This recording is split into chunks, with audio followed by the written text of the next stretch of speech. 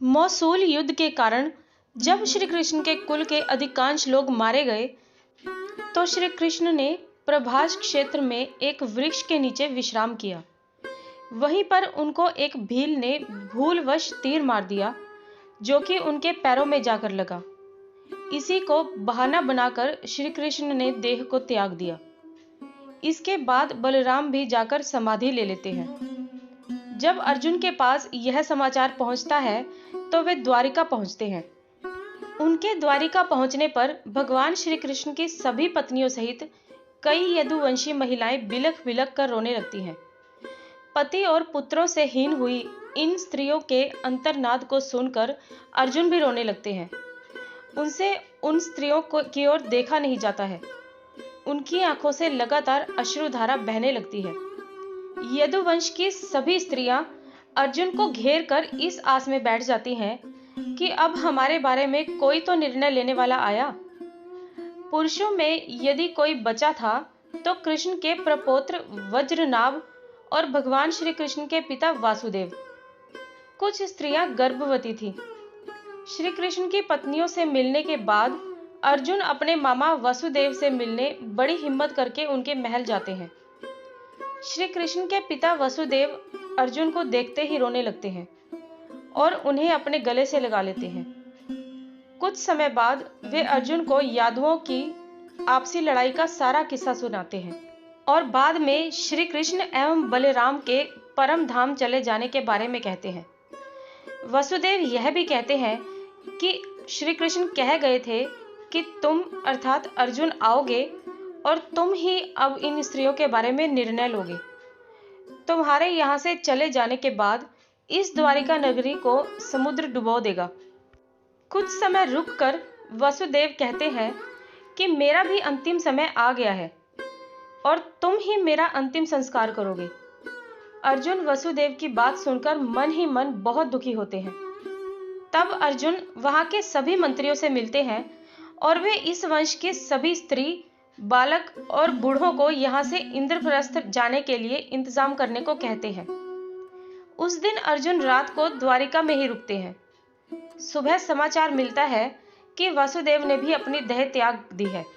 यह समाचार सुनकर द्वारिका में फिर से महिलाएं रोने और बिलखने लगती हैं।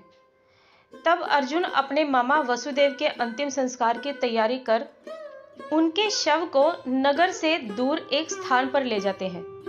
उस समय हजारों की संख्या में द्वारिका वासी भी उनके साथ साथ होते हैं। पीछे पीछे वसुदेव की पत्नियां भी चल रही थीं। उनकी 4 पत्नियां थीं, देवकी, भद्रा, रोहिणी और मदिरा। जब चिता में आग लगा दी गई तो वे सभी पत्नियां भी उस चिता पर जा बैठीं।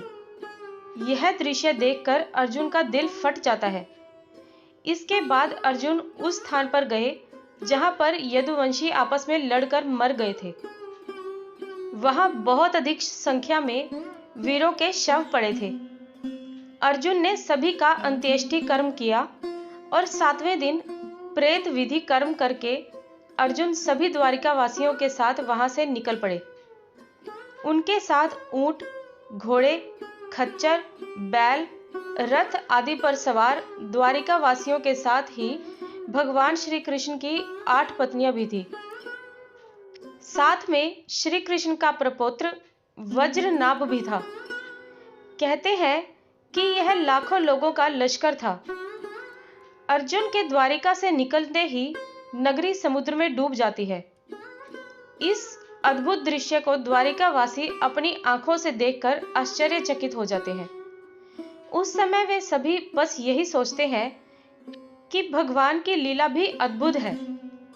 यह समुद्र तब तक रुका था जब तक हम सभी द्वारिका के बाहर नहीं निकल गए। रास्ते में भयानक जंगल आदि को पार करते हुए वे पंचनद देश में पड़ाव डालते हैं। वहां रहने वाले लुटेरों को जब यह खबर मिलती है कि अर्जुन अकेले ही इतने बड़े जन समुदाय को लेकर इंद्रप्रस्थ जा रहे हैं तो वे धन दौलत के लालच में वहां धावा बोल देते हैं। अर्जुन चिल्लाकर लुटेरों को चेतावनी देते हैं, लेकिन लुटेरों पर उनके चिल्लाने का कोई असर नहीं होता और वे लूटपाट करने लगते हैं। वे सिर्फ स्वर्ण आदि ही नहीं लूटते, बल्कि सुंदर और जवान महिलाओं को भी लूटते हैं। चारों ओर हाहाकार मच जाता है। ऐसे में अर्जुन अपने दिव्यास्त्रों को प्रयोग करने के लिए मंत्रों का स्मरण करते हैं, लेकिन उनकी स्मरण शक्ति लुप्त हो जाती है। कुछ ही देर में उनके तरकश के सभी बाण भी समाप्त हो जाते हैं। तब अर्जुन बिना शस्त्र से ही लुटेरों से युद्ध करने लगते हैं। लेकिन देखते ही देखते लुटेरे बहुत सा धन और स्त्रियों को लेकर भाग जाते हैं। खुद को असहाय पाकर अर्जुन को बहुत दुख होता है।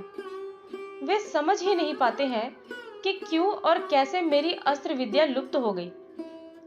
जैसे तैसे अर्जुन यदुवंश की बची हुई स्त्रियों व बच्चों को लेकर इंद्रप्रस्थ पहुंचते हैं। यहाँ आकर अर्जुन भगवान श्री कृष्ण के प्रपौत्र वज्रनाभ को इंद्रप्रस्थ का राजा बना देते हैं। बूढ़ों, बालकों व अन्य स्त्रियों को अर्जुन इंद्रप्रस्थ में रहने के लिए कहते हैं। इसके बाद वज्रनाभ के बहुत रोकने पर भी अक्रूर जी की स्त्रियां वन में तपस्या करने के लिए चली जाती हैं। भगवान श्री कृष्ण की 8 पत्नियां थी, जिनमें से रुक्मिणी और जामवंती अग्नि में प्रवेश कर जाती हैं। सत्यभामा तथा अन्य देवियां तपस्या का निश्चय करके वन में चली जाती हैं। गांधारी, शैब्य, हेमवती आदि स्त्रियों का अग्नि में प्रवेश करने का उल्लेख मिलता है। श्री कृष्ण की पत्नियां सत्यभामा, जामवंती, रुक्मिणी, कालिंदी, मित्रबिंदा, सत्या, भद्रा और लक्ष्मणा थी। मित्रों, आपको ये कहानी कैसी लगी मुझे कमेंट बॉक्स में ज़रूर बताएं।